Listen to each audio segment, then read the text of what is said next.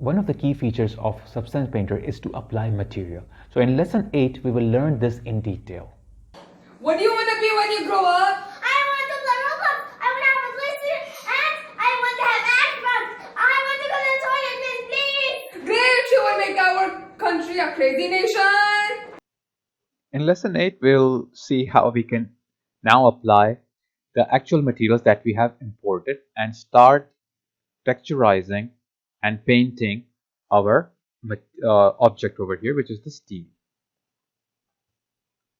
Now, the first texture set we want to apply material on is this TV metal casing. So if I hide and unhide, you can see that it's there. Now, simply it have channel ID, okay, like a material ID. To apply something on the material ID, you have to press Control on your keyboard and drag and drop over here. So I will go to my project Retro over here, and I have here smart material that I imported. Okay, one is the black plastic and other is the dotted plastic. So I will use here the black plastic. Okay, and then I will drag with the control key pressed on my keyboard. Okay, if you're using Mac, then you have to press command key on your keyboard and drag over here. As soon you will move to the screen, you will see they all will show their colors. So the color that we are looking for is for this one, middle casing. So this color is blue, which is quite a unique color. You can see that because other like parts over here, they don't have a blue color. That means if I will drag and drop it here, it will be only on this part. So as soon I will do that, I will drag and drop, I will see here the material is already dropped. Okay, so here you can see the material clearly. Okay, now let me zoom in a little bit here so that we can work more further. Now we have here applied.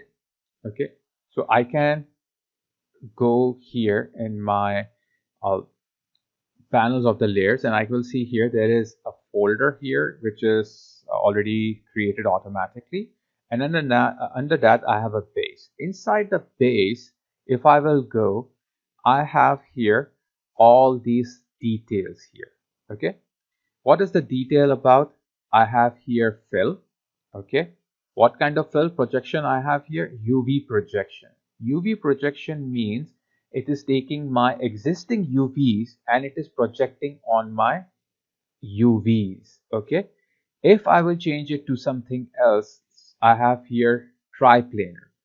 So it will apply it on my material like a box. So now you can see that it has created a box around it. Okay, so this is good because it will avoid any kind of seams you have. If you have UV, not correct UV, so you will have seams. So if you are not sure, then you can use the triplanar. Now planar actually is like a plane. If you will use that, it's like a flat surface. So you will see some kind of this kind of result here, which usually not so many people want to have. Okay, and then you have here spherical projection. So it will create a sphere based surface like application, but for now I will use triplanar. It will become easier for me to work on. So if I will go near, you can see there are some dots here. Okay, and all the other stuff, because it's a plastic dot, it's a black plastic, and there are some like you can say roughness over here just to give a plastic feeling. So I can adjust this because if it looks too big, okay, so I can adjust from here. Let me zoom in. Right now the scale is 24. So if I will change it to 30, okay, so you can see it is becoming smaller as I'm changing the scale. So let's make it 50. Okay, I think 50 is okay. Other thing I can do here is that let me make it back to 24. You can see that there is this bounding box, and in between the bounding box there is this you can say a gizmo, like a manipulator to move my like planar. So I can move them with these arrow key in the directions. Okay, so you can see that if while I'm moving these like roughness, dirt materials is also moving with it. Can you see that? Okay, so that's how I can move this anywhere I want. Okay, other than that movement, what I can do is that if I go in the middle with my scale tool, because right now my translate tool, my move tool was selected. Now I'm inside my scale tool. Now I can scale it down. So this is how I can also scale. Instead of here, I can scale from here. I can make this planar, like a triplanar projection box smaller or bigger. So it will decrease or increase the size of my dirt. Okay, so that's how I will get it. Okay, now you don't have to worry about if you want to create your own smart materials. So we will learn that also, how to create our own. Okay, now once we have this one, if you're going to go down, you can rotate them. I don't want to rotate. Then I have 3D projection option here. Okay, basically you can move this, and when you're moving this, your triplanar projection is moving. So you can either move from here with these tools, rotate, you can scale, or you can do from here. So you have different options to do that. Okay, so that's what the 3D projection is. Right now I have I have height, but a very minor height, which I think is fine, because if I will increase it, so it will not look that good. So I will keep it as it is. Okay, plus roughness is using like a grunge map here, so it will show you some like a grungy sort of feeling here. Okay, now later at the bottom you have some other parameters like balance. Okay, so you can balance between its reflection, okay, or metalness, whatever there is. Let me undo that, keep it as it is. Contrast, you can increase or decrease. Okay, so what it actually, it is increasing, decreasing the balance and contrast of, it is increasing, decreasing the contrast of this roughness that you have added here. Okay, down here we have metallic. So I don't want it to be metallic because it's a plastic. So if I will increase the metallic, it will become more like a metal. So I don't want that. I will keep it as it is. So this is how you can work on, and I think now I am fine with this. Okay, and it looks good at this stage. Okay, now if I go here, there is a folder. Okay, now if I click on the folder, you can see that inside the folder it is opening and closing folder. Inside the folder I have this base which I was working on. This is the base inside this. Okay, so this is how like a material was made. Very simple material with only one layer, and few different options were there. Now what I can do here is that let me apply and make a material for this part. Okay, this frame of my television. So this is pre-made. We just drag and drop here. What if you want to make your own? So how you will do that? So definitely we will do that, but not in this class, in the later lessons.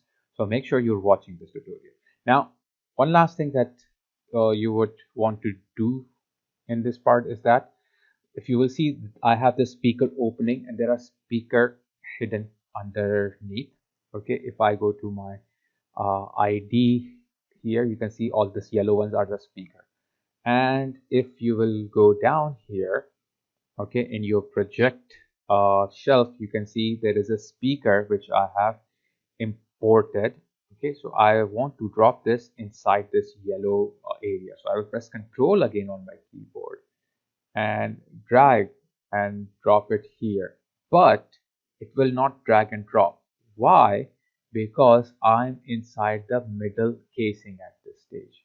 Okay, and it will only work if I'm in this front casing texture set. So if I will go over here, yes, this is the one. I can toggle on and off just to see. Okay, now make sure you are here, and now what I will do is that I will take this, press Control on my keyboard, and then click on this yellow option, this yellow part, and leave my mouse here, and you can see it is applied. Now once you will apply it, you will see that it looks very weird. the thing is that because it's applied but it's not adjusted, okay, and to adjust it, what you need to do, you have to go to this layer option and we have to fix some attributes over here. Okay, now here I think almost everything is fine, and maybe I can uncheck the metal. I don't want it to be a metal. Okay, rest I will keep it as it is. Now it looks kind of stretched. Okay, so what we can do here is that I can go back to here to my fill option, or I can scroll up or down, and here I will, in the projection, instead of UV projection, I will use triplanar, just like what I used before. And then I will take my scale, just like what I did before. I will scale it down, okay, till it becomes a little smaller and kind of makes sense. Okay, I think a little bit more smaller.